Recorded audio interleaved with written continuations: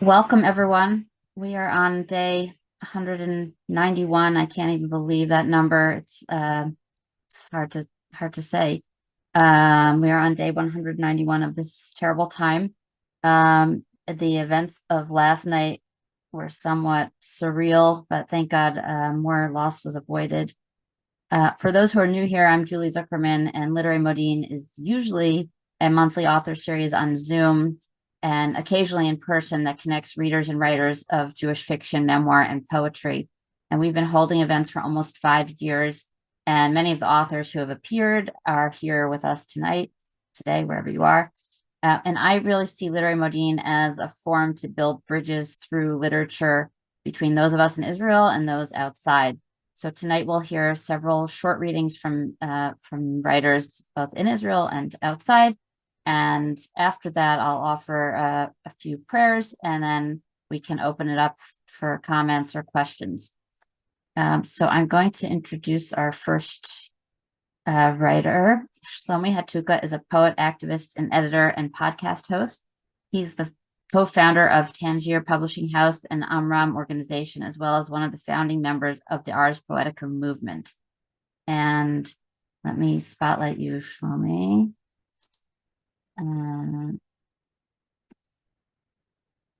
Okay, this is a problem with the Zoom is kind of wigging out. And I cannot, hold on. Do it from here. Place spotlight and ask to unmute. Okay. Do you want me to share the poems on the screen? If you want to. Okay, and should I also unmute and add Sarah's spotlight to the screen also, because she's going to read in English? Okay. Okay. I thank you very much, first of all. Okay. Thanks, Sarah, for the help and recommendation and helping translate some of the poems.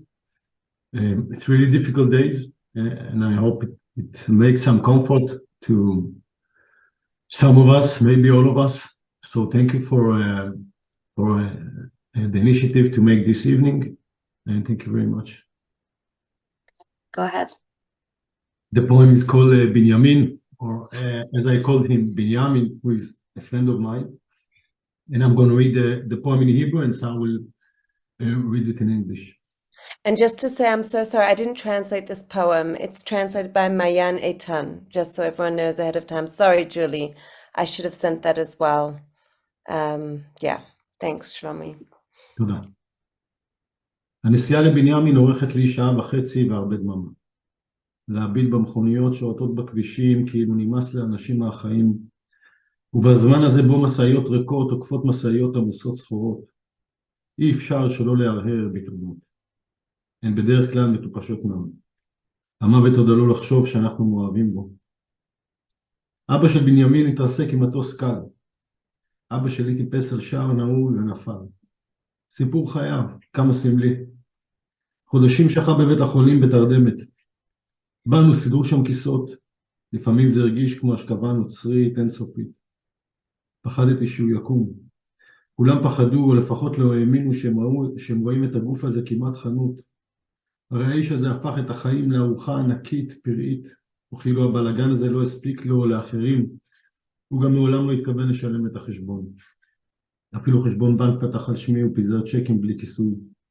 כשהבינו המלווים שהחייב שלהם הוא נער בן 16, הם הרימו ידיים בייאוש, אבל גם בכבוד, מול תרמית הנוכלות הזאת, חסרת הפגמים.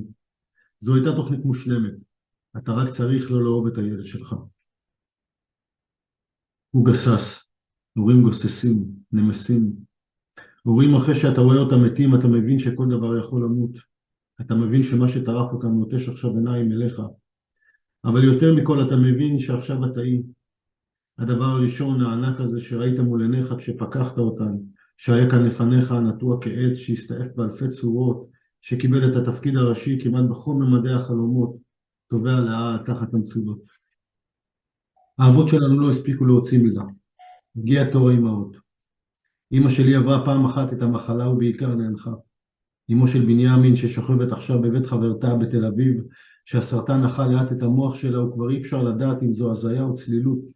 זעזע אותו כשאמרה לו באחד הלילות, תמצא קורבן. אין דבר סרטני יותר ממשטר. מהר הייתה עצמך הגרורות שלו, ואין סמים משובחים מאלו שמדינה מייצרת. צריך להתרחק מהמרכז כדי להבין כמה הירח נסחב בכוח, פוסט-טראומטי, כמה כולם אדישים בשעה שמעלים אותו לעולה. לעזאזל כמה זה נכון, כמה אנחנו מחפשים בתוכנו אדם שיהיה לנו קורבן.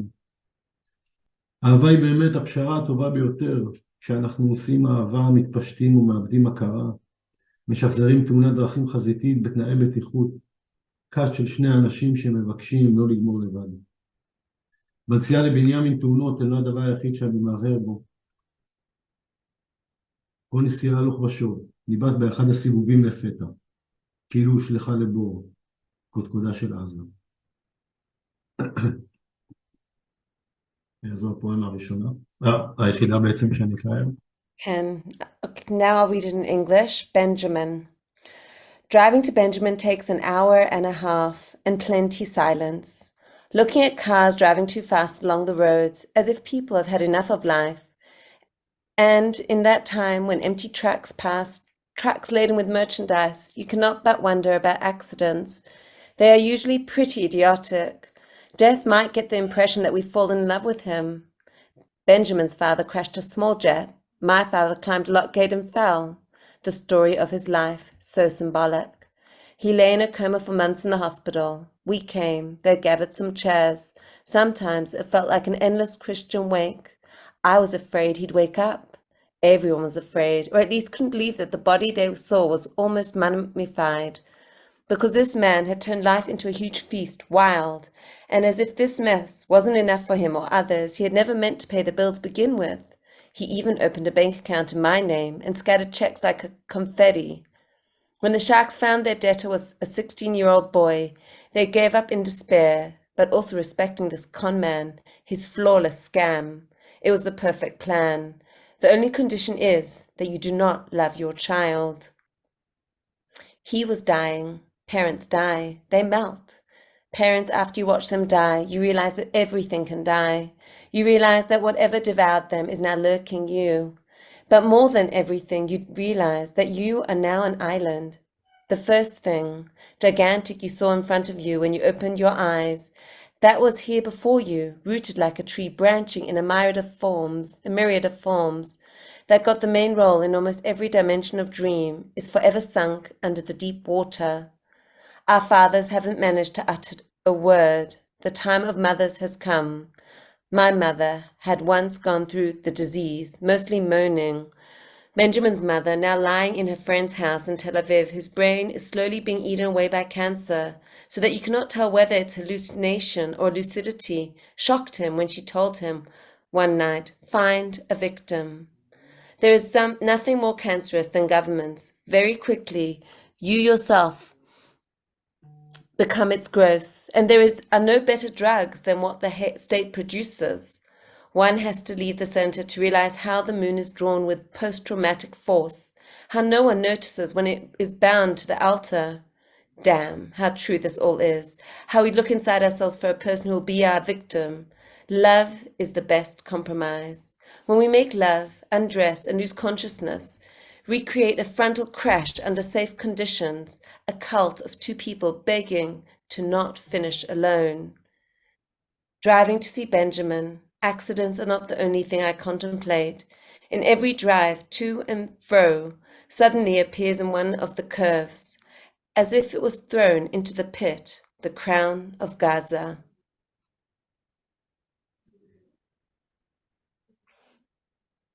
Yeah, thank you, Sarah. I'm going to read now another one from the book Continent. משפחה יבשות. כמו אצבעות כף יד, אנחנו יכולים להתרחק זה מזה רק עד גבול מסוים. לעמוד צמודים דורש מאיתנו מאמץ לא טבעי. כל אחת מכורה להרגלים משלה, אבל מונעת מאותו מפרק. לכולנו דחף להתקמר ולשמור אוצר בלתי נראה. האהבה תוכיח לנו כף היד ליד. family continent. Like the fingers of a hand, we are able to distance ourselves one from another, only up to a certain point. To be attached demands of us an unnatural effort. Everyone is attached to their own habits, but stuck to the same joint.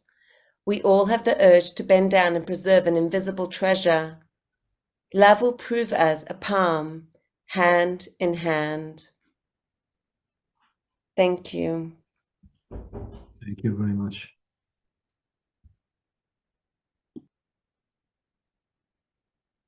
Thank you, Shlomi and Sarah. Thank you very Thank much. you very much. Okay.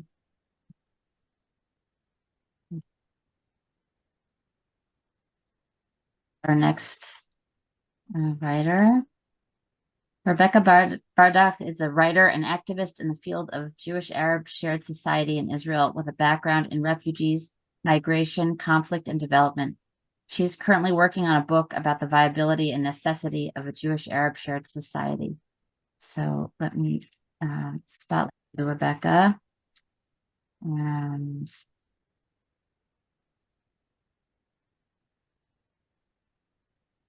Here we go. go ahead, take it away. Okay.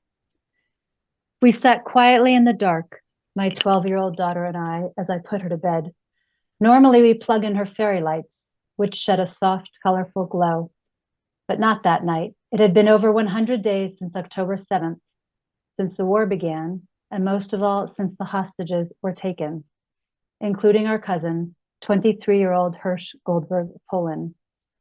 The dark enveloped us. How are you? I asked her. I'm not doing so well, she said in a small voice. I put my arm around her and held her tight and close. How are you? She asked me. Yeah, I'm not doing so well either.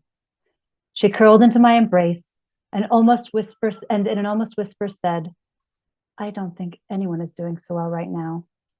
Indeed. Everyone is traumatized, and as it all drags on, the hostages, the evacuees, the attacks from Gaza, Hezbollah, and the Houthis, the loved ones who've been called up as soldiers, the funerals, the death and destruction in Gaza, the uncertainty about what the day after even means, and when or how we'll even get there. The trauma morphs, spreads, grows, and deepens. How can we hold such deep and relentless pain? When, in the first days of the war, schools resumed in Jerusalem, my daughter's teacher and I agreed that she should meet with the school psychologist, given the fact of our cousin being held hostage in Gaza. Except that perhaps it's less straightforward than that, because she goes to Hand in Hand, a Jewish-Arab school that's part of a network of such schools in the country. They're an exception to the norm, as schools in Israel are tracked by communal lines, such that Jews and Arabs and religious and secular Jews study separately. And the school psychologist happens to be Arab. Would this make it harder for my daughter to talk about October 7th and what had happened to our cousin? Having grown up at the school, that didn't occur to her. When she came home from school that day, she reported that they had met. The woman was kind, and their talk helpful. That evening, the psychologist, whom I'd not met previously, reached out to me, writing, Libi itchem, my heart is with you. Today I talked with your daughter. I want to share that I am with you. If you'd like to speak, I'm available. My heart is with you. These words filled me with tears for days afterwards. Nor was she the exception. Other Arab colleagues, fellow parents, and friends also reached out to convey their horror and sorrow about our cousin. I know there are those who felt that their interfaith and intercommunal allies turned away in this moment of crisis. But this wasn't my experience. I felt profoundly seen. Their empathy was an embrace offering genuine comfort. This is the power of empathy, seeing the pain of others and feeling that your pain is seen. And yet empathy is what seems to be achingly absent everywhere. So many people, Israelis, Palestinians, the outsiders screaming from the sidelines, seem incapable of recognizing that there are multiple experiences of this war, and with them multiple traumas, each real, each relevant, each needing to be addressed. In the midst of this, Israel's Palestinian Arab citizens face a uniquely complicated situation, as they're part of both Israeli society and the Palestinian people. Many have family, friends, and colleagues, both Arab and Jewish, who are among the victims and the heroes of October 7th. who are Gazan or live in the West Bank. They're more likely to hear the news from both Israeli media and Arab media. They're among the few experiencing the suffering of both sides. With this, Arab friends and colleagues often tell me of the impossible bind they find themselves in, horrified by Hamas's deeds, but under constant pressure to repeatedly condemn them by Jewish Israelis, horrified by the death and destruction in Gaza, but pressured into silence for fear that they'll be perceived and penalized as supporters of Hamas. This combination of empathy forbidden with empathy demanded can only embitter and alienate. This challenge to Jewish-Arab relations within Israeli society is most acutely felt within these spaces which are integrated, whether by design or default, and it is in such spaces that people work hardest to find their way through this, because the daily business of life pushes you forward together. Of course, the war affects things at the school. Some of the Jewish teachers, parents, and alumni have been called up to the army. A Jewish teacher has family held hostage in Gaza. An Arab teacher has a former Jewish student among those released from Hamas captivity. A Jewish parent has loved ones who were massacred on October 7th. An Arab parent has loved ones who were killed in airstrikes in Gaza. Everyone walks around with their personal throbbing pain. Open discussion isn't always easy or feasible, but every day the hand-in-hand school community finds ways to face or fumble through the incomprehensible things happening around us. As we all try to manage in this hell we now find ourselves, empathy feels like a paltry tool with which to work. How can it possibly fend off the horrifying violence engulfing us? Yet when I talk with Arab friends and colleagues, the experience of connecting and listening keeps us grounded and understanding each other's lived experiences. This isn't sufficient to fix anything by itself. None of us delude ourselves, but it's an essential first step to leveraging the other things desperately needed. My heart is with you. These words were not only a comfort, but a gift of faith. Faith in our shared humanity. Empathy matters. It is both the anchor needed to stay grounded in the storm and the light we need to keep working towards something better. Thank you. Thank you, Rebecca. Now I'll introduce our next author. Gili Haimovich is a bilingual prize-winning poet. She's authored 10 books, including The English Promised Land, the recent Hebrew book, Mishim B'Preda, Experiments in Parting, and a couple of translated poetry volumes. So let me spotlight her. 1 second.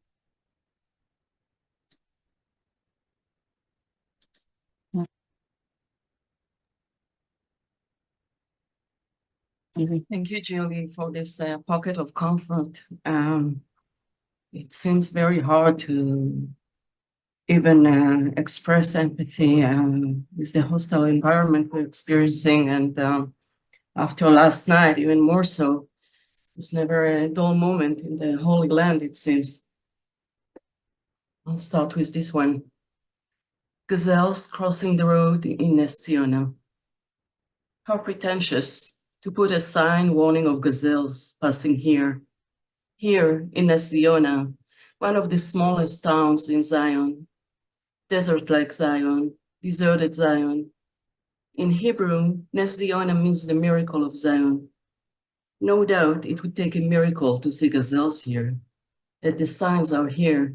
The hope a noble, delicate creature can cross these roads, where drafted men drive on to wars. That orchards cradle with their branches, that soaring hands of foreign workers speak to ensure the faint winter will bring fruits. Here, will children climb up the irises hill and run down again to shelters, every now and then, when a siren goes off. Bone marrow. How suffering softens the bones, dissolves them into the night, spreads out. The torn skies drip ghastliness, no horizon to shelter us, to conceal under a wide enough palm that won't rip me away from myself, from the child in Gaza envelope, who is so very, very much almost myself, my flesh and blood. Bones are so very soft now, they can crumble so easily now, be amputated from cartilages, be dragged to who knows the hell where in Gaza. So easy to forget them, to forget us, who have a shelter to run to, who have Tel Aviv, a mound of spring, as it means in Hebrew, who have daughters who can still be hugged and are alive. To be a giraffe, part 1. Like soft yellow clouds speckled in brown, the Maasai giraffes cross the Kenyan safari. I was a giraffe once too, in my mind, even though I was the shortest in my class, hanging on to high branches to be nourished from above. My imagination, books, arts, on the earth lonely, not matching my classmates, vigilantly searching from distance after possible dangers. A child in the Ramat Sharet Elementary School in Jerusalem, with her head up in the mountains of Africa, reading repeatedly Luvengulu, King of Zulu, by Nahum Gutman. What is your favorite animal out of them all? I asked Francis, our tour guide in the Masai Mara safari. He came with a rifle and a khaki uniform, as if camouflaged as a soldier. The giraffes, he said instinctively. They hurt no one, said the man who has known them from before I was born. Part 2.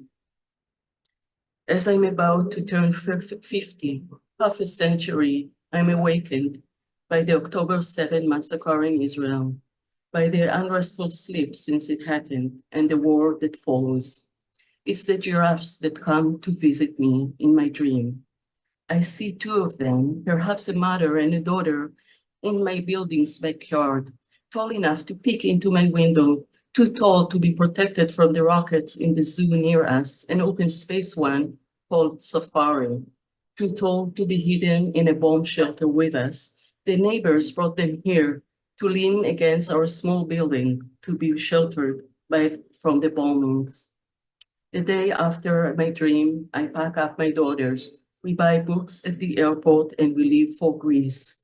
We are based next to the Acropolis. Perhaps its outcrops and all it stands for so many decades will protect us. Thank you. Gili. Okay, I'm going to introduce our next author. Elissa Wald writes a Substack called Never Alone for left-leaning Zionists. She lives in Portland, Oregon with her husband, daughter, and son. And let me spotlight her and ask her to unmute.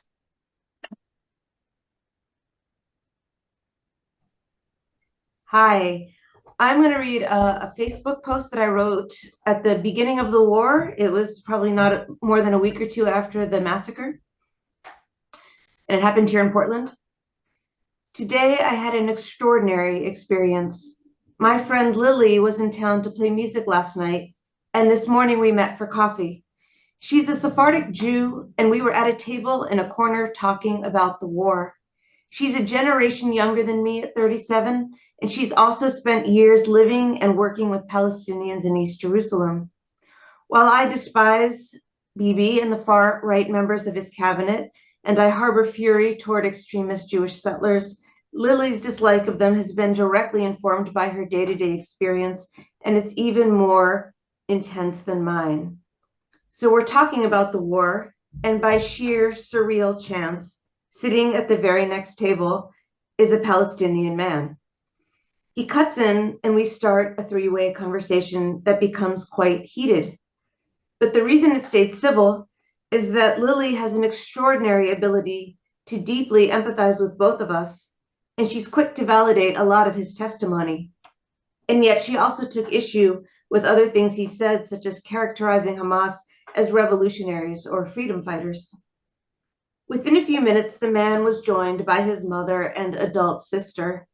It's now a 5-way conversation that quickly overheats past any constructive exchange. The man walks out to the street, but Lily wants to continue their conversation, so she follows him to the sidewalk. Meanwhile, my exchange with these 2 women devolves into fierce acrimony.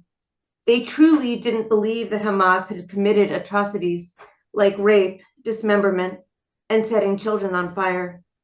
They told me it was just propaganda and it was all lies. I said, okay, this is going nowhere good, and I'm ready to join my friend. The lowest point of our exchange was the sister then saying, leave, get out right now. I said, I already told you I'm going, but do you seriously think you have the right to order me out of a coffee house? She leapt up from her chair then and got right in my face, screaming, get out of here right now. I stepped even closer to her, so there was barely a millimeter of space between us, and said, what are you going to do? It was that far gone, unseemly, and insane. We stood staring at each other for many long seconds, and then she dropped back into her seat, and I went out to join Lily and the brother. We stood talking as the rain came down. Within a few minutes, we were joined by his mother. Then his sister emerged from the coffee house crying and went to their car. With Lily as our simultaneous interpreter, so to speak, on an emotional level anyway, the four of us just kept talking. Eventually, even the sister came over, and we stood in the icy, driving rain for literally 2 hours, talking and talking and talking. Lily was the most essential member of our group. She was the closest to occupying some emotional middle ground, and she had a wildly attuned and intimate understanding of what each person was hearing in response to another person's rhetoric. Listening to her was truly a master class in mediation, because she even had the keenest awareness of the differences between herself and me. She would say things like, Elissa is 17 years older than me, and she's been steeped in the impossibility and despair and darkness of this conflict for almost twice as long as I have. And unlike my generation, she grew up in the direct shadow of the Holocaust. She was raised in part by a survivor of Auschwitz. I have rarely felt so exquisitely understood and translated, and by the same token, she was able to translate certain aspects of their experience to me in a way that I otherwise would not have been able to absorb. The rain soaked through my coat, it soaked through my clothes, and eventually I felt soaked to the bone, but still we all stood there and talked and talked and talked. It was striking how much emotional territory we shared, emotional territory that few, if any, Western liberals could ever approach. They were mourning their dead. We were mourning our dead. They felt everyone sympathized with Israel and demonized Palestinians, and we felt everyone sympathized with Palestine and demonized Israelis. At some point, we realized that each of our social media feeds was a virtual inverse of the others, and we were all practically laughing at this. We each shared fury at our own side's violent extremists and fury over the disinformation campaigns that seek to deepen our divisions. We saw and felt each other's humanity, saw and felt how very much we shared at this moment. At one point, the sister and I, who had very nearly come to blows, were clutching each other's hands. She was gripping both of mine with both of hers, and I was doing the same. We were two women on a sidewalk, one wearing a keffiyeh, the other wearing a Magen David, passionately clasping hands and holding each other's gaze as we talked and talked and talked. By the time we were ready to go separate ways, each of them embraced each of us, holding on for a very long time. Everyone except the brother was crying, but even his eyes were damp, and he and I hugged each other not once, but twice. All of us promised to hold on to the memory of each other's faces and pain and humanity as we each go forward with our own activism. It was one of the most beautiful and healing experiences I've ever had, and it made me feel that so much is still possible. I love that. I love that. Thank you so much. Now I'm going to introduce Sarah, who I should have introduced when she read the translation of Shlomi's poems, but Sarah Sassoon is a poet, writer, and educator, and the author of the award-winning picture book Shoham Bangle, and This Is Not a Cholent. So let me spotlight you, Sarah. And take it away. Okay, thanks, Julie. Gosh, yeah, I'll read another time a more hopeful essay, but this is what I have for today. A forest of Jews, the Garkad tree, a special type of tree with protective thorns described in Islamic eschatology as the one tree that will protect the Jews when the Muslims wage al-Malhamat al-Kubra, a great apocalyptic battle prophesied to occur close to the day of judgment. My home has 2 pomegranate trees framing the entry staircase with bright bell-shaped orange blossoms in spring. My garden has 3 bay trees, a towering eucalyptus, a leaning like it may fall cedar, and a young olive tree. Last year, I planted a myrtle tree, and I want to add a lemon and clementine tree. But what I never realized was how a garkad tree is what I should have planted for every child born to me. When the Jew will hide behind stones and trees. They say it is from the osage family, or it's the spiny acacia, the honey thorn, desert thorn, the nitra bush, whose fruit tastes like salty grapes. But in truth, they do not know which is the tree of the Jew. No one knows exactly which tree a garkad is, which tree is brave enough to hide my family. I want it to be all of these and others. I want to believe it would also be the pomegranate trees and the broad eucalyptus, the gnarled olive trees that line my street, the pine tree of ancient cones and needles shelter, the cedar of sacred temple wood, the cypress tall and heaven speaking, 3 on guard in front of my house. But we do not know, and neither do they. Who will give us away? Do not tell me it is time to throw away the stones and cut down all the trees. The stones and trees will say, O Muslims, O Abdullah, there is a Jew behind me. Come and kill him. It's hard to read. And this is also hard to read. A knife costs 5 shekels, cut off the heads of Jews. Fatih Hamad, Hamas leader, May 2021. Did his mother not tell him, or his grandmother, like mine told me, that no matter how cheap, knives are for cutting parsley, cucumbers, tomatoes, onions, the smaller the better, for digestion, sprinkled with lemon and olive oil, with a dash of salt and pepper. What we choose to share with our blades, we must eat. I don't have a gun. What do we do if they come to our front door? Would a handgun be enough? I don't want to think about it, but can I afford to ignore these words? Will our Belgian Malinois' manic barks every time anyone steps close to the door be enough? Each time he barks, we jump out of our skin. My husband gets angry, but I calm him with the words, we cannot afford to silence for warning. My mind grows dark when I am with him. I think of the women, the girls. I think of them and my body shivers at his touch. Is there a Jewish woman who does not feel violated? I mentally place 2 cyanide pills in my pocket, one for me, one for my best friend. We live on a winding one-way street with a nursery school, a Yemenite synagogue, a tree heavy with ripe yellow lemons in winter. We live on a street with a woman who has the same name as me and walks her small dog up and down, surveying that we're not trimming our eucalyptus tree too much, surveying cars and not blocking paths to apartment buildings, surveying the shrieking children who visit my garden for art activities. We live on a street where the neighbors don't jump anymore at my dog's manic barks, where old Israeli songs drift into my bedroom like calming chamomile blossoms from the balcony of youngsters singing, accompanied by a guitar. I listen and I remember the song sung on the Day of Remembrance that made me cry because of the word Yehoram Gaon croons like a lullaby, father to daughter, over and over again.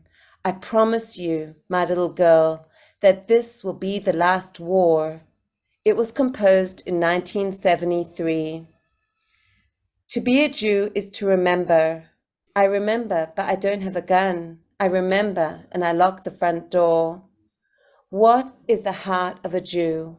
I don't want to talk about knives or guns or blood. Sometimes I think there is already a dagger pushing straight through my chest into my left shoulder, so my acupuncturist needs it announcing it is frozen. It's the meridian of the heart, or the pericardium, the fibrous sac that protects the heart. My Jewish heart is frozen with fear. And it's not just because my son is a soldier. It's because a gun feels so loaded. It's because he hands me the letter he wrote, just in case. Is it the word Jew that offends in this poem? Everyone hates us, my Italian friend's son, who's been released from the North Hezbollah front for medical reasons, says. I am looking for the truth. It is Friday night, and despite my family's unanimous cringing, I've asked all my Shabbat visitors to tell their truths. The truth they have learned since October 7th. The truth war reveals. My husband's middle-aged friend from South Africa says, we have to have hope, and our youth are unbelievable strong. See how they've stepped up. I think of the high school students in our neighborhood who volunteered to dig the October 7th victims' graves. My son, just returned from the Gaza front, says, life is fragile. He has returned on a giddy high because he is alive. He has returned and does not want to go back. He has returned, and that's all that matters for now. So this is just part of a longer essay that goes through the Article 7 of the Hamas Charter, and I just thought I'd share it tonight. So thank you. Sarah. Okay, I'm gonna introduce our last author. Maxim Shrayer is the author of over 25 books and a professor at Boston College. Maxim, let me spotlight you and ask you to unmute. Yes, hello, and thank you, Julie, for having us. It's a particularly important day to be together and to share works. I also want to say how grateful I am to be with you and to so many friends and family in Israel, and also to have in this audience my daughter Tatiana Shrayer, who is 16, who is an award-winning poet who writes a lot about Israel, and also my mother, Emilia Shrayer, who is a former Refusnik activist and a translator. And I mention this because my mother has two living cousins, first cousins her age in Israel, all in their 80s. These are siblings of my late maternal grandfather, but they were born in mandatory Palestine, unlike us who were born in the Soviet Union. And I'm going to read four poems. The first one is called Artist's Quarter in Old Jaffa. And the only thing that bears explaining here is Kikar Gdumim, which is an area in the heart of Old Jaffa. And my father's first cousin, David Shrayer, who is an artist, used to live there in the Artist's Quarter. Artist's Quarter in Old Jaffa. The frowned forehead of Kikar Gdumim, a stoneware door sign, Shrayer. This used to be the home of our cousins. Such were the rules of that translingual game. In Israel, they Hebraized our name. Here lived the artist and his family, the new owners, a Jewish lady from Germany, and her German husband destroyed the family abode of harmony to build their own retirement home. From here, one can see St. Nicholas Monastery, the nunciature, the Al-Bahar Mosque, where fishermen's wives prayed for their husbands, and also a majestic restaurant, Aladdin. Below, warehouses and fishing boats, and further down, beaches, promenade, hotels, volleyballs, submachine guns, hips, lips, and heels, the joys and torments of every Jewish day imprinted on the sky of Tel Aviv. The next poem I'll read was published as part of a project launched after October 7th by Hila Bar and her colleagues. It's called Iron Words, Israel. The poem is called The Poets of Hamas, and it references this obsession that many of our colleagues, I suppose, former colleagues in the West, developed with a very one-sided narrative of what went on. The poets of Hamas bemoan the death of one of their own. Villanelles and sonnets deny that men from Gaza violated Jewish girls time and again in gangs, with rabid zeal. They call it Zionist lies and smokescreen. Bloody rhymes with bloody Jewish bodies. Terza rima of mutilated babies, cut off breasts, heroic couplets, slender Gazan stanzas by learned men who die to murder Jews.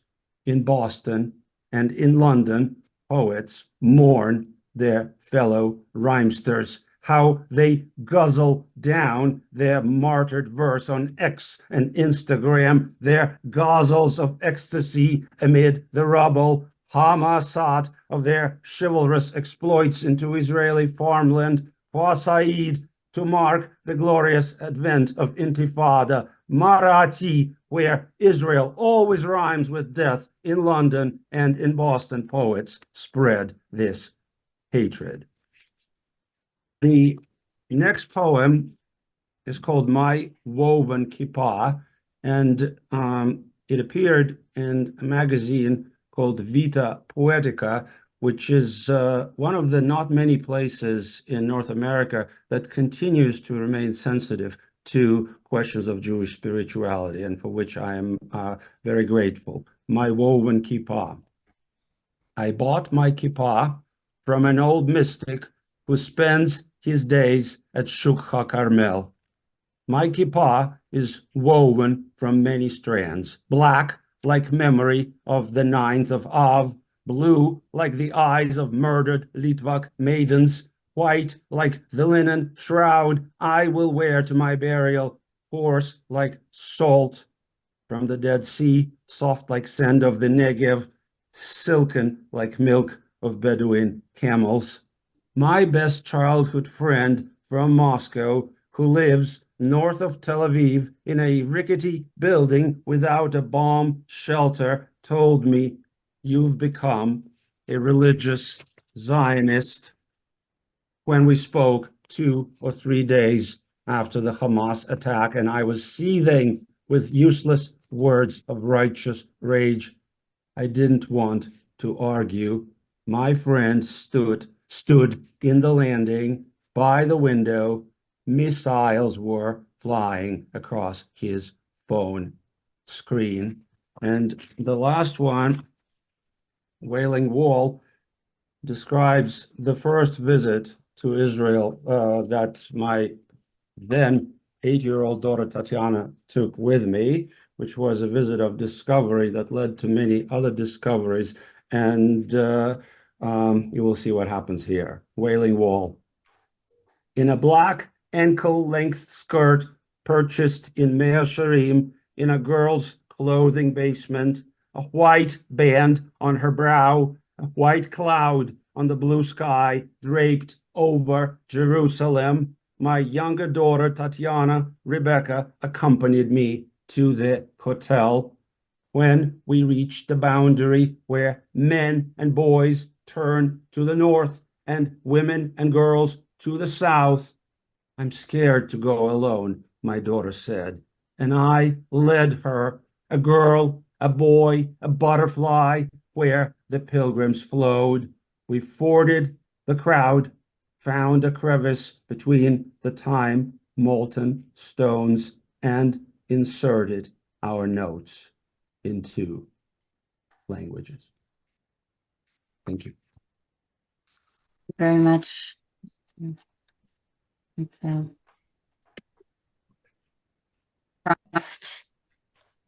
Share my screen, and I'm gonna recite a few prayers that bring me some comfort. If you are not the praying type, feel free to turn down your volume for a little bit and jot down your own thoughts, and then we'll open it up for comments or questions afterwards.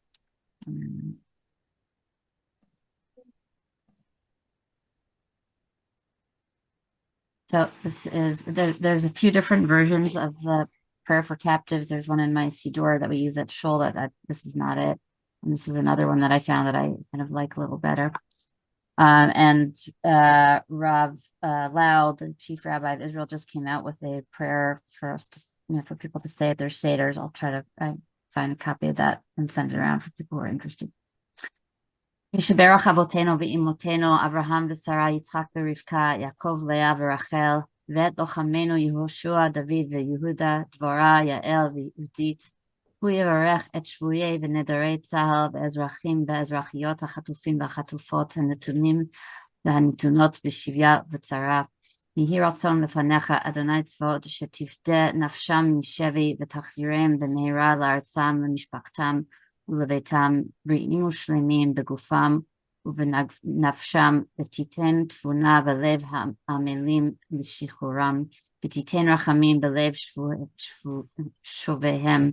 מקוים בהם הכתוב, קול ברמה נשמע, נהי בכי תמרורים, רחל מבכה על בניה, מענה להנחם על בניה, כי איננו, כה אמר אדוני, מנעי קולך, מבכי ועינייך מדמעה, כי יש שכר לפעולתך, נאום אדוני, ושבו מארץ אויב, ויש תקווה לאחריתך, נאום אדוני, ושבו בנים ובנות לגבולם.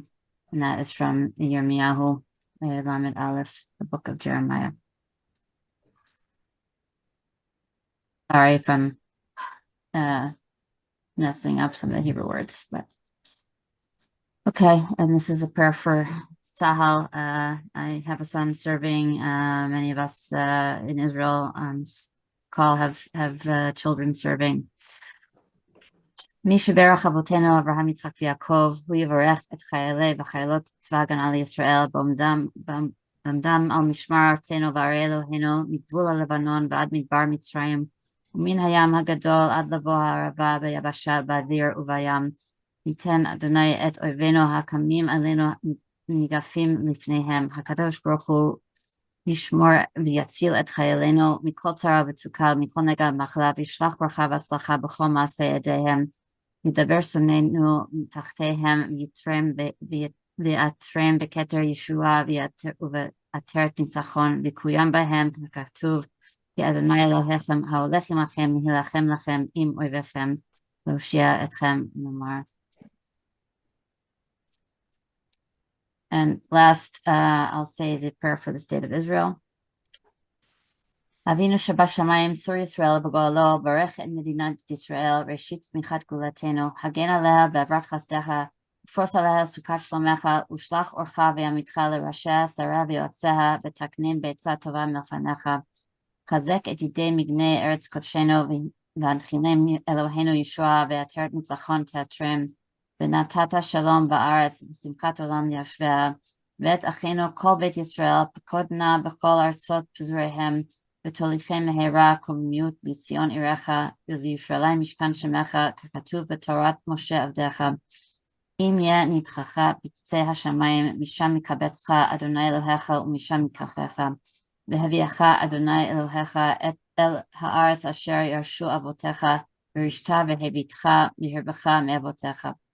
ויחד לבבינו לאהבה וליראת שמך, ולשמור את כל דברי תורתך, ושלח לנו מהרה בן דוד משיח צדקך, לפתות מחכי קץ ישועתך, הופע בהדר גאון עוזך על כל יושבי תבל ארצך, ויאמר כל אשר נשבע והפו, אדוני אלוהי ישראל, מלך מלכותו בכל משלה, amen.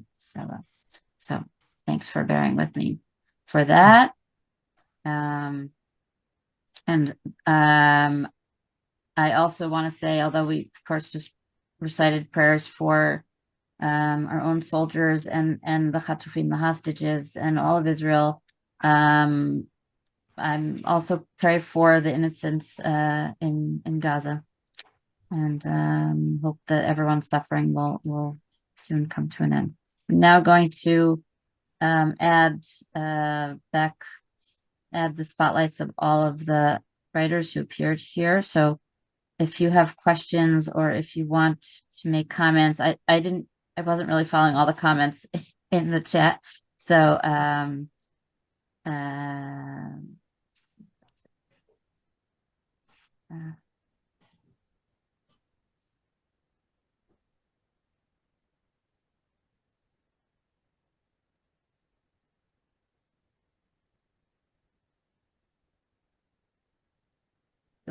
mute. To my missing Gili, there you are. 1 second. That's unmute. Okay. Let me see. Let me just look through if there's any questions or comments. I know that some people were asking for copies or links to where your essays or poems were published. So if you could do that or send them to me, and I'll send them out tomorrow, that would be good, or put them in the chat now. Okay. Are there any questions in the chat? No. Of talk of that all the readings were very moving. I'll ask a question in the meantime. Something that Sarah mentioned about everyone has to tell their truth. So if you might cringe, but I'll pose it to all of our authors here tonight. You have a truth that you've been thinking about since October 7th,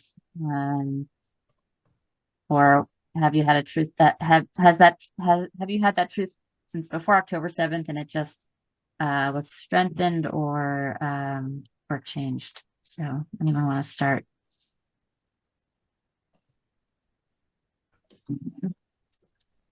Anyone have a truth? I mean, I could jump in, and if Shlomi wants to. Shlomi, you want to share a truth since the beginning of the war or something that's come? Maybe, I don't know if what one kind of truth, but maybe the significance of truth. I think in the last years, we realized that when everybody got power, the truth itself sometimes lost. And it became less significant than other things. And now we can see the fruit of it. So yet before and very also after, I think the significance of truth, of the basic thing that allows us to speak to each other. And not like the Babel Tower that collapsed because people just didn't believe each other. People didn't speak true. And this was the mixing of them not understand each other. So not one kind of truth, but actually the importance of truth in every field of our lives. Anyone else? I can agree with that. Thanks, Shlomi. I can just add something quickly that I've been thinking about a lot. Just the power of the personal and the small person. Everything feels so big and more than us and bigger than us. And yet, I feel like one of the things that keeps repeating for me is a story from the Farhud in 1941, which was when the Iraqi Jews had their massacre. And I remember interviewing 2 Iraqi Jewish women, and they said to me, for every Jew that was killed, and many were, we have 179 names and another 600 at least buried in a mass grave. There were those that were saved. There were those that were saved by their neighbors, by their Arab neighbors. And that made me realize how in every big conflict, the decision of the small people to save lives, the decision to choose love over hate, to choose a good word over a bad word, to choose connection over disconnection, it makes a big impact. In Iraq, whoever saved a Jew saved a whole life and a whole family, and that was because of their own humane feeling of what they wanted. They've been lost, but their good acts live on. But we always focus on the massacre, not those who saved others. And it's almost like the human condition is always to focus on evil and promote hate, and not the good stories. And I don't know why it is, and it's something that's been bothering me. So I guess that's just a truth that I'm trying to grapple with. So I thought to share that here. Yeah, if I can relate to that, I very much, that resonates a lot. And I'll just say, as someone who's, for me, sort of the work that I'm doing of social change is first and foremost sort of in the field, and then more recently through writing, and through the power of the stories. And I've found over the last years just this constant struggle between a real sense of despair. There's so many things that give us reason for despair. And then I've been fortunate to be involved in so many things that over and over give me a sense of course it's possible. These are choices that are available to us. And the question is, how do you scale it up? And part of that is through the power of sharing the stories and the narrative. Our narratives of conflict are so powerful and so robust. And the narratives of people, like you say, Sarah, who help, who save, who work together, who cooperate, they're really out there. There's a lot of people, Elissa, your example of just talking it through from this point of great tension to figuring it out. And there's so much more there that needs to be, that exists and needs to be scaled up. We can add that in a way, this is a battle over the narrative and not just a battle in a field or over bodies or so forth. So as a writer, it's very interesting to look at that this way. And particularly as a poet, I find myself as a compulsory truth teller because there's a very intimate truth that I'm trying to communicate. And in a way, there's a fine line between holding, as Sarah mentioned before, holding the different truth, but still have a place for your own, which probably comes from the more personal layers of this conflicted narrative that we're part of, and how we still identify with ourselves and leave space to others. And I have been editing a poetry anthology in this regard. It's going to be titled Under Ruptured Sky, with Israeli, Palestinian, but other conflicting countries in this regard. So Iranian poets, Turkish, and so forth. So as if it's a physical place almost to hold a different truth, but let everyone have their personalized truth. And I also saw there's a question for Shlomi, and maybe Shlomi would like to take it first. Can go back. Did you see it, Shlomi? To Shlomi and Gili, how do you, or Julie, maybe you should do it. No, it's fine, but here, let me scroll back up 1 second. To Shlomi and Gili, how do you see the transfer between Hebrew and English when writing about such intensity? Do you struggle with finding the parallel concept in the other language? You have to unmute. Yeah, you got a problem. Actually, English is a language that we know. I think for me, more than any other language that is not Hebrew. So of course, first of all, I'm using translators, and I can see the difference in sometimes, and I can see how this language is has a variety of words, and because I know English, I like to hear it in another language that I can also understand and hear the sounds of the words. So I really like it, if this is the question. And to pick one word or another, or it's sometimes a very hard job to do, but it's very also something that is fun to do, because it's like sharpen the meaning of what you have to say. Although sometimes you lose something in one language and get it in another one, I have no complaints about it. I think it's always a challenge, and I like it. I like this kind of challenges. Having translated Shlomi's poetry, just by the way, he plays with Hebrew a lot, and Hebrew has double meaning, so it is really hard to translate sometimes Shlomi's work.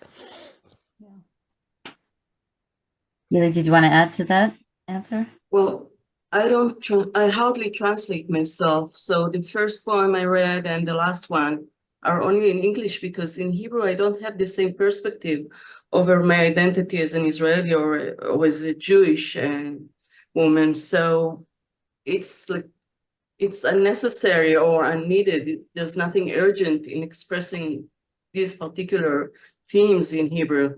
However, the second poem, Bone Marrow, has a different version in Hebrew, which is titled Shem Etzem. So Shem Etzem means a noun in Hebrew, but literally it means the name of the bone. So of course this I couldn't copy, as Shlomi and Sarah mentioned, but it allowed me to be creative with it and create a different version in the English. Yeah, but I think really the poem dictates the theme and how you approach it, at least for me. So therefore, I won't translate myself per se. Maxim, you didn't get a chance to answer the earlier question, so Maxim and Elissa, if you want to answer. First, just a quick response to the comment about Aristide de Souza Mendes, who is one of and I here speak, I guess, as a cultural historian of the Shoah, one of the lesser known Schindlers. This is a Portuguese diplomat who rescued a number of Jews, and I think he's finally getting the recognition he deserves. And I think it's particularly important that he comes from a country that used to have a very large, significant Jewish population and lost it. But what I wanted to say, some of you probably are not going to like, but I speak for myself here, which is that, of course, wars are a time of the shedding of illusions. And I think for Jews, wars are always doubly shedding of illusions, because we shed more illusions about humanity, but we also shed more illusions about solidarity. And I think this has been, and this continues to be, such a war. What it means for Jewish writers, at least in my experience, is that I feel that it led me away from what Jewish artists have become so very good at over the past 200 years, which is the art of apologia, the art of apology and self-apology. And it led me back to the political, and I don't mean to say it in any self-aggrandizing way, but oracular mode. And I think Jewish readers out there, both in Israel and in diaspora, really need both political and prophetic poetry that we Jews really practically created from scratch and gave to the non-Jewish civilization. So that's something that I have been feeling strongly about. Thank you.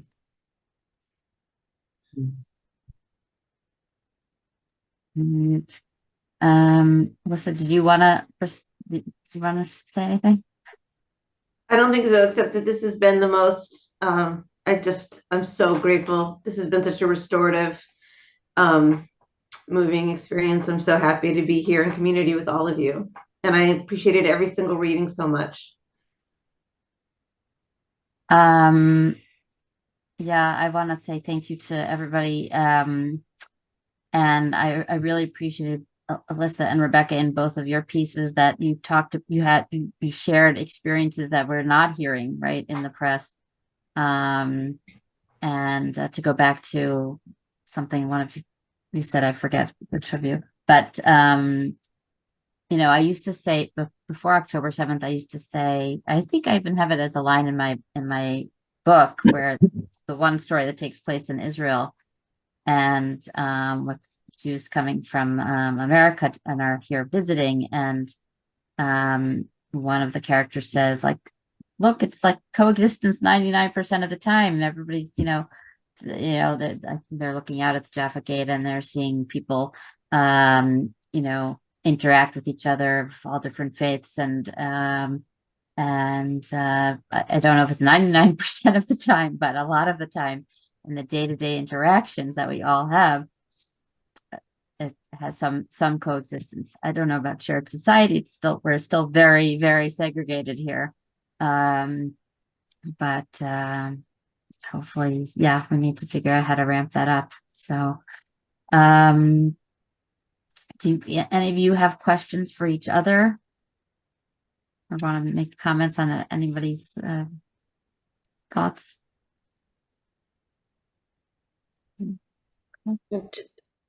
I mean, I just really appreciated everyone's perspectives. I think it's the power of writing is to, it's not always easy to do, to share what the everyday is in a war, and it's quite vulnerable. So I really do appreciate everyone's perspectives, and Shlomi, especially thanks for being here.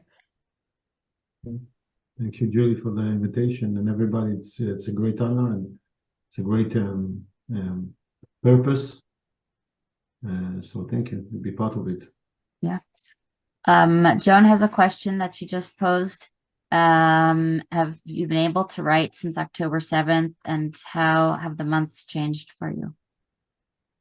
I can take that one. Yeah, I mean, so ironically, I was making a really good living as a ghostwriter, and I had a bunch of clients, and I liked my ghostwriting projects a lot. And after October 7th, I hit kind of a wall, and I felt I cannot go on. I cannot go on as a ghostwriter. I felt that my voice, this was not the highest and best use of my voice, and I matched all my clients with other writers, and I signed my income away, which was very scary. And I started my Substack, Never Alone, and I've been writing much more than I've ever written, because I just feel the impossible, like, as a diaspora Jew who's experiencing so much rage from my own peers, from my own side of the political aisle, I have just deliberately written very intermittently. I splice in defense of Israel with a lot of other things so that nobody gets sick of me. I just kind of hit a wall. I felt like I don't care anymore. I don't care who hates me. I don't care who comes at me. I'm going to say what I have to say. I'm willing to have only Jewish friends for the rest of my life if it comes to that. And so I've just been in the first 40 days, I think I wrote a minimum of 1,000 words a day, every day, 6 days a week. And I've never had that kind of output in my life. I just have a lot to say that I've been holding back. And so it's the only thing that's brought me through. I didn't start for a few weeks after the war, and those weeks were just crushingly sad, and I felt like I couldn't breathe. And just being able to communicate with my community, and I want to build a home for left-leaning Zionists, because I'm hearing all my peers say that they feel homeless, and I feel like we're not homeless. We just have to build the home. So that's my answer, my personal answer to that. Highly recommend subscribing to Elissa Substack, Never Alone. Erica, thank you for putting the link in the chat there, and we'll send it out again tomorrow. But several people wrote a highlight of one of the high points of their day is reading your words. So, and I subscribe. I think I wrote to you this, that I must subscribe to, like, I don't know, 40 to 50 Substacks. So it's a lot. And like all the time they're asking to upgrade to paid, and like almost never did I upgrade to paid. And yours, I upgraded to paid. So could I just say one thing? I just want to share. So I did in February a very extensive project which was trying to gauge how Jewish poets felt since October 7th, and it involved a total of 70 extensive questionnaires, and part one appeared in Tablet a week ago as poetry after October 7th, if you're curious. But there's a part two which is about to come out, which will specifically analyze the responses and entertain various trends, how Jewish poets are thinking, how they're writing, how they're publishing, what challenges they experience, how the literary milieu has rapidly become, in many cases, unabashedly anti-Semitic and very hostile to the Israeli experience. So that's one of the things I have done, and just wanted to mention that. It's important. Thanks, Maxim. And did anyone else want to answer Joan's question about how have you been able to write since October 7th? Or how's your writing changed? Go ahead. Yeah, I will. I've been actually working for the last couple of years on a book about shared society, about my experiences in large part from Hand in Hand as a parent and as a senior leader for a number of years, but not only. So obviously October 7th, first of all, was such a shocking event, and especially because of the fact that our cousin, we learned early on, was taken hostage. And so that's been a very all-consuming thing. And I thought, I can't think, I can't write. I don't know how I'm going to write about this. But the truth is that at the end of the day, as much as it's just gotten that much harder to create, Jewish Arab shared society between citizens is a little bit different than the broader context of Israelis Palestinians, but it's also all aspects, different arenas of the whole issue. But at the same time, we're all here. No one's leaving. And so at a certain point, I realized I have to keep at this. And the truth is that the book I'm writing doesn't dramatically change in any real way. The work gets harder. But there's also a lot of people on all sides, I don't even want to say on both sides, who are committed to making these changes and understand that the only way to live in peace is to really figure it out and work hard together.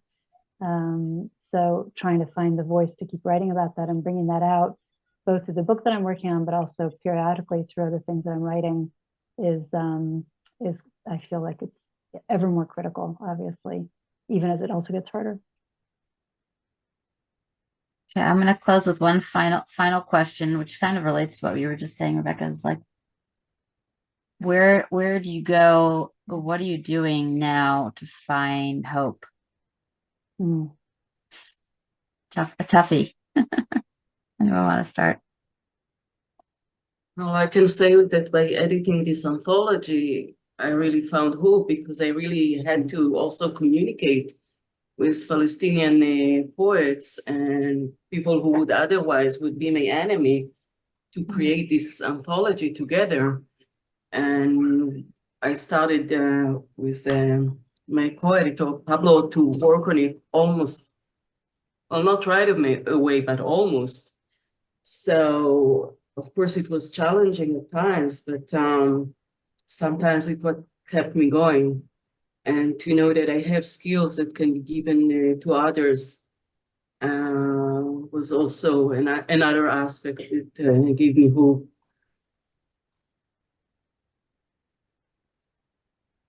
Anyone else? Well, I think we still have our voices, and let's not forget that. And they have not taken them away. Jews have been through much worse times, if I may just point that out. And I feel like every time I teach at a Jesuit Catholic university, which is 85% Catholic, and every time I speak about the Jewish experience, which I do a lot, it makes me both hopeful and inspired, not because I'm inspired by my voice, but because I'm inspired by the fact that they're hearing it in a perspective that I hope is enlightening, fair, and also that every time a Jewish professor, a Jewish writer speaks to at least a neutral, non-Jewish audience, they are gaining supporters. They are not generating enemies. That gives me a lot of hope. Yeah, just riding off Maxim, I kind of agree. I think what Shlomi said earlier about truth, about that now we have to really face the truth, find the real truth that hasn't been around. There are lots of truths, and one of the truths are that most people do support Israel and our right to exist as a Jewish state, which is really the key question at the moment. That really is what's happened with this war. We can't hide away from it. But majority of people do support us, and just because they don't have the loudest voice, just because it seems voices that want to create disunity and animosity and hate have the media and have somehow take the microphone. I don't know why. It gives me hope to know that the everyday person really is reasonable and with common sense supporting our Jewish story, this new phase of our history, to have a Jewish state in the right, to have a refuge for all of us here. So there is hope, and we need to really support and amplify the voices of support and goodness and humanity and empathy as well, and the truth of that, just the basic truth. So please God, we'll continue, and we'll keep being protected from all the missiles from Iran and anyone who wants to destroy what we've built with a lot of heartache and a lot of history. Anyone else want to share their hope, the recipe for hope. Elissa, go ahead. Yeah, I have been clinging to my Jewish community with all my might. That's been huge. Just spending real time with other Jews has been incredibly therapeutic. Telling my own truth, really calling it as I see it every day, the relief of that.